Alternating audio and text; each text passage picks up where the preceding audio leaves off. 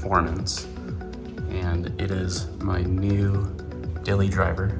But since I have been in the business of fixing up drift cars for 17 years, I just can't leave anything alone. And it's really interesting to have a fresh project that has some different advantages and different disadvantages from other cars that we've brought in, reverse engineered, and tried to optimize. So I thought maybe it would be interesting for some people to hear their perspective of a drifter on what I see in the suspension and chassis on this car. One thing I can see is that stuff looks pretty familiar in here.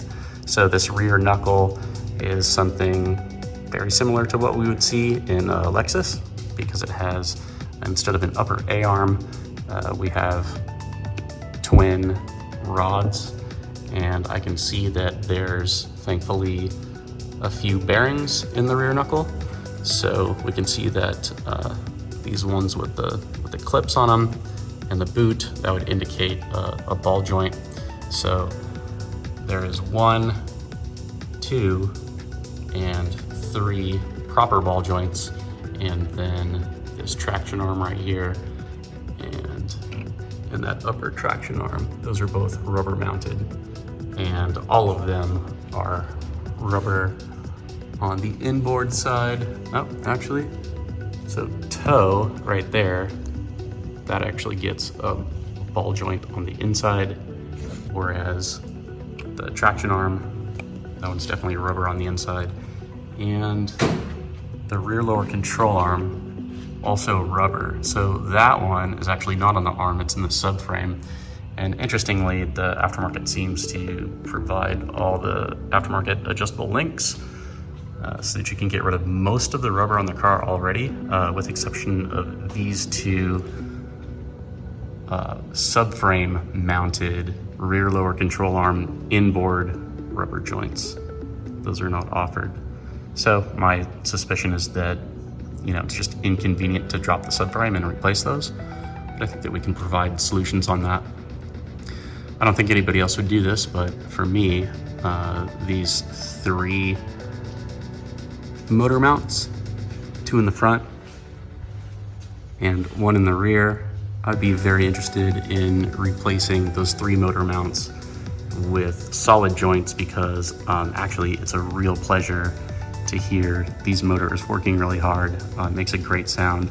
I think most people's criticism of an electric car is that you know, it's just silent and you don't really get any kind of feedback that you enjoy from an internal combustion engine based vehicle. But this thing actually makes some pretty cool noises. It just is kind of faint, and I would like to see what I can do to enhance that driver connection through sound and feel. Some of the things that we do on all the drift cars are we solid mount the subframe. So in the case of the rear subframe, it's pretty typical. It's just got 2 rears and 2 front mounts, and those are just mounted on rubber, just like any other car. So we would go and replace those, and often we will actually raise the subframe to help out with the roll center on lowered vehicles. Another thing that we do with all the cars is we would never have a separate shock and spring on our rear coilovers.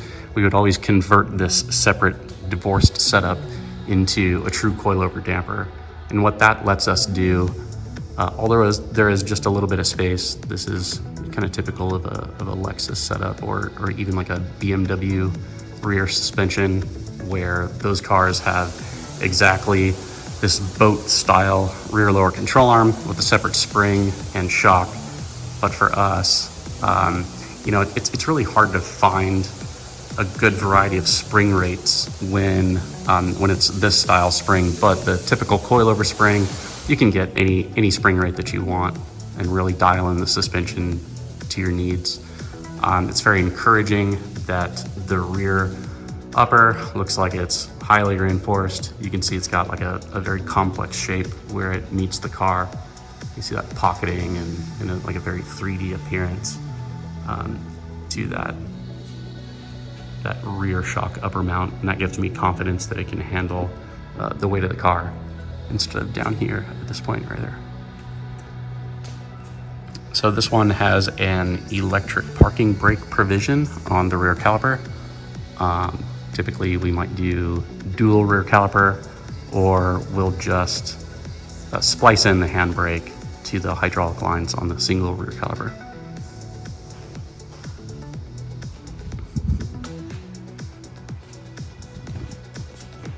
So this guy right here is the heat exchanger between oil and water on the rear motor. I think it would be interesting to see if we could get a larger heat exchanger on there. I think it would be interesting to see if we could get an expanded capacity radiator in the front of the car.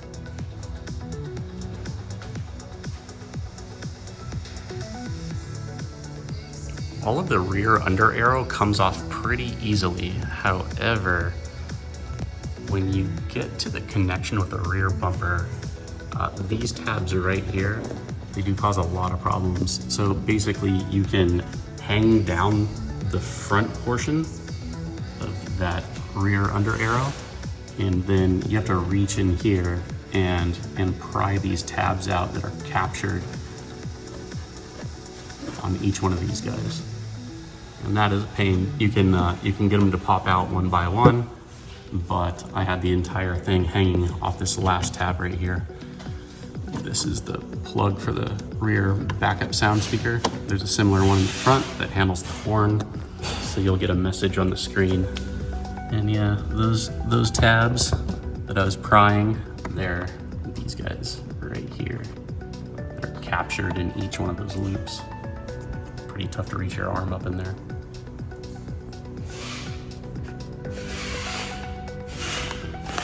So when we look at what's going on underneath the front side of the car, all that under aero came out pretty easily. There's a big difference between the front subframe and the rear, because the front is actually solid mounted. Just bolts right into the car there, while the rear is floating on rubber bushings. Front motor is floating on the same 3 bushings. There's number 1. 2 is up there on that bracket. And then we have the 3rd one hiding past that orange wire.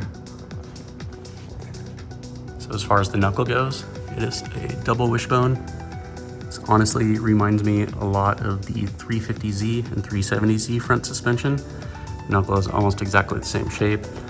On 350Z, it has this dual pivot separation between what would normally be an A-arm. These rubber bushings on the inboard side, these guys have to flex every time the car steers. This is a very heavy car, so those things bind up, and you can manually steer the car when it's on a lift back and forth. You can immediately see those things flexing, and you can immediately feel a lot of binding in the steering due to those rubber bushings flexing. So I would go for spherical bearing there for sure. We can see that the axle is passing through the coilover lower mount. So we'll mock up some of those, which will be unique. And this is a very interesting front upper arm and coilover upper mount casting. They actually share the same one-piece casting up there.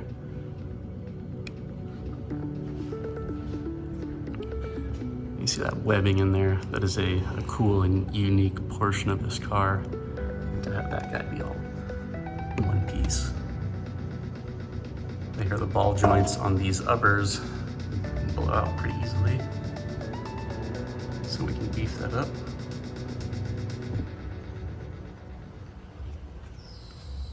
You can see that the sway bar is linked to the coilover.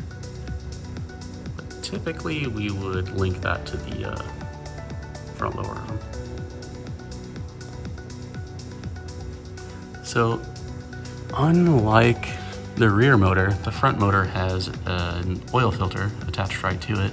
So I'm not sure why that's different, but You know, for us conventional car guys, typically what we do to put an air to oil cooler on there would just be a sandwich plate with a couple of lines coming off that oil filter right there.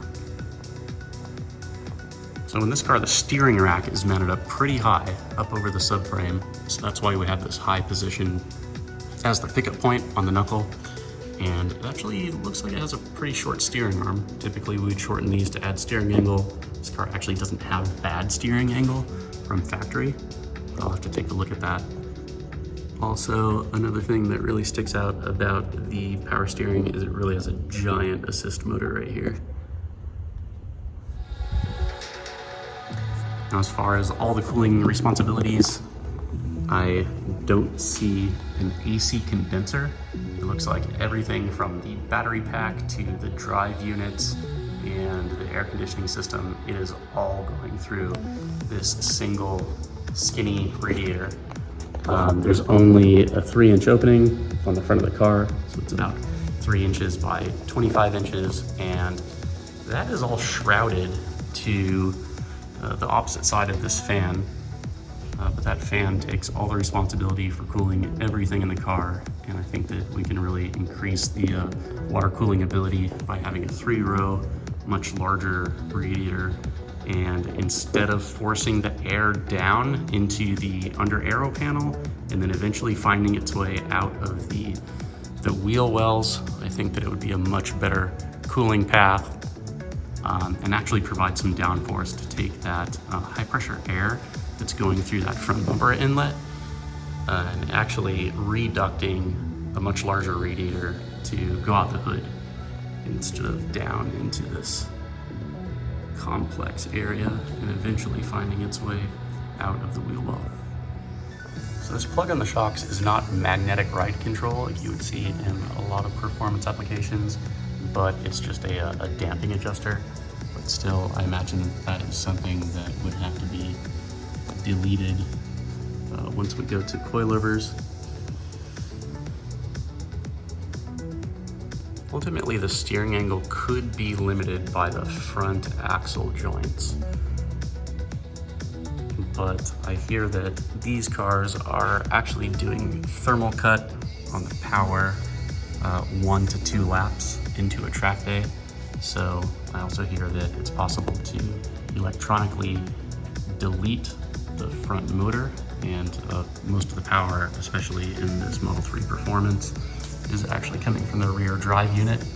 So if guys are actually limiting the power on this car, I think that if you wanted to limit the power to one motor, you would definitely want all the power that the rear is delivering.